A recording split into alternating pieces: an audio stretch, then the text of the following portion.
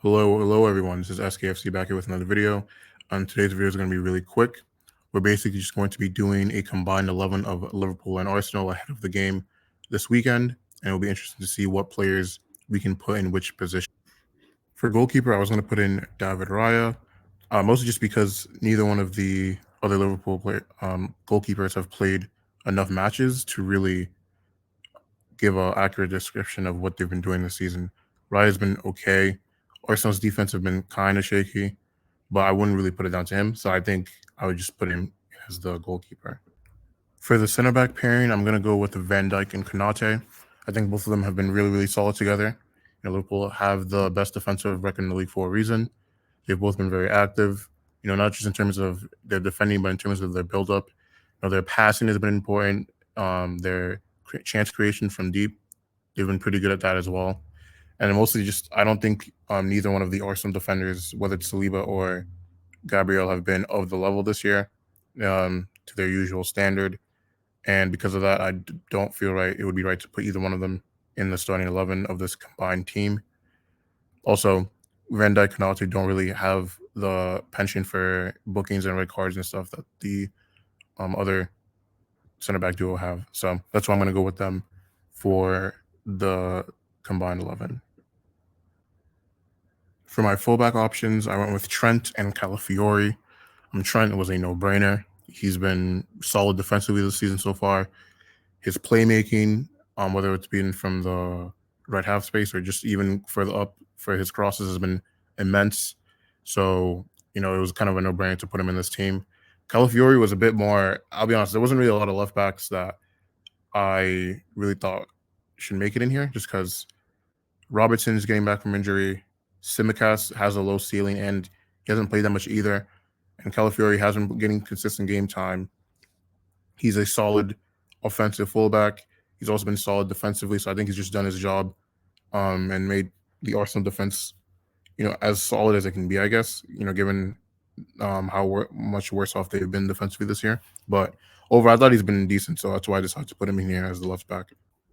For my midfield trio, it was a bit hard to come up with a three that I liked, especially when you consider all of the injuries, like the likes of an Odegaard and stuff like that. So, and Declan Rice, he was going to feature in this team, but I just don't think he's been quite at the same level he was operating at last year. I do think Partey's probably been Arsenal's best central midfielder.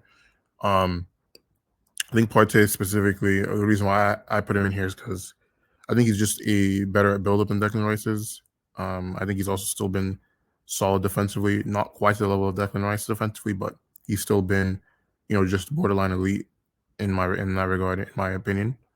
Gravenberch has been really good in terms of his ball circulation, in terms of keeping possession of the ball. I think he's just looks calm under possession. He's also doing that while giving you elite, defensive numbers as well. Lots of interceptions, lots of duels winning, stuff like that. Doesn't really get drilled past that much. So just solid defensive play combined with elite, technical ability that keeps the ball circulating. There's a reason why I put him in there as well. And McAllister, I put him in there because he's also been, pretty good defensively as well. Not quite to the level of Gravenberch, but he's still been really solid. He has a lot of the more creativity out of the three of them, but this is the main reason I put him in here. I think these three have probably been like the best performing midfielders out of the two teams so far this season. So now we're gonna move on to the attack. So when it comes to at least 2/3 of the attack, the choices were pretty simple.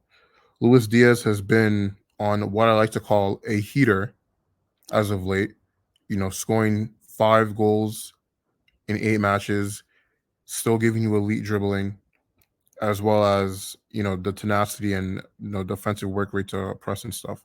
So he was a no-brainer. He has to be in there.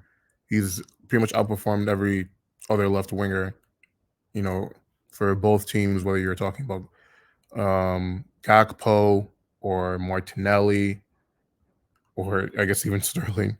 Shout out to Sterling. So he has to be there. And then Havertz, I mean, I'll be honest, I'm not a big fan of Havertz, but 4 goals in 8 games is solid. He's really the only striker for either team that's really scored like that. I don't think Darwin has scored yet. I'm not really sure, or he's probably got like a goal or something.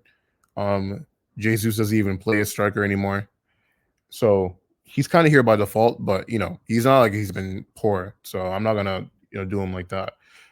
And then, goodness, the right wing spot was really what I had trouble coming down to, because on the one hand you have Salah, who's chipped in with 5 goals, 5 assists to start the season. 3 goals, 5 assists if you take out penalties. And then you have, Saka with 2 goals and 7 assists. So in terms of, goal involvements, they're both very close together in that respect. And, there's kind of just two different approaches, right? You have Salah, who's more of a attacking all-around threat, can score, will create chances if you allow him to.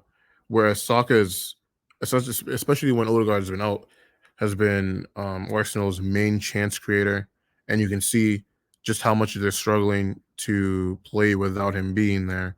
So it's one of those things where it's like it really just depends on what you value more, I guess, right? The creativity of and offensive IQ of Saka, or the all-around versatility and threat that Salah brings. And ultimately, what it came down to for me was that I just think that Salah's ability to score and assist as that double threat is just more consistent throughout the season than Saka, because it's a lot easier, I think, to stop a creative player, especially if he's the only one doing it for his team, than I think scoring and then stopping a player that has the double threat. So ultimately, I had to go with Salah, but it was really close. And if you want to put Saka here, I have absolutely no problem with that. So ultimately, this is my combined 11 for both squads. Hopefully, I know these games are usually always pretty high scoring, usually pretty good. So hopefully, we'll be in for another classic on Sunday. And if you made it to the end of the video, tell me if you had made any changes to the starting 11. Thank you for viewing the video, and remember to have a good day.